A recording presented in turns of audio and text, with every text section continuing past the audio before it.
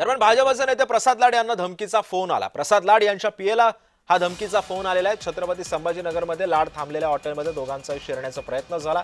धमकी देणारे योगेश शितोळे पाटील, गणेश उगले पोलिसांच्या ताब्यात आहेत। मला काल रात्री 2 ते 3 फोन आले, ज्या फोनमध्ये धमकी आणि शिवीगाळ करण्याचा प्रयत्न केला। हॉटेलमध्ये येऊन आपल्यावर हल्ला करू अशी धमकी दिली गेली, परंतु संभाजीनगरचे पोलीस असतील, बीड जालन्याचे पोलीस असतील यांनी सतर्कपणे याच भागात कुठले तरी सिडको कॉलनी आहे, मला कल्पना नाही, त्या भागातून 2 आरोपींना अटक केली गेली।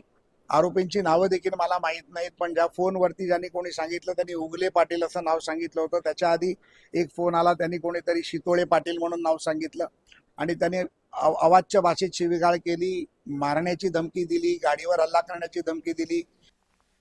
दरम्यान मराठा समाजाला गालबोट लागेल असं कोणीच वागू नये। हल्ला धमकीचं समर्थन होऊ शकत नाही। धमकी देणाऱ्या संदर्भात मला काहीच माहीत नाही।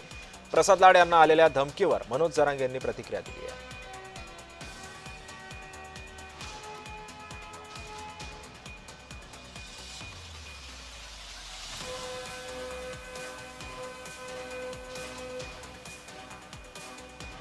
मराठ्यांमध्ये न मिळणारं आरक्षण खेचून आणण्याची ताकद आहे असं जरांगे यांनी सांगितलं। प्रसाद लाड यांनी दिलेल्या शब्दावरती माझा विश्वास आहे असंही जरांगे यांनी म्हटलंय।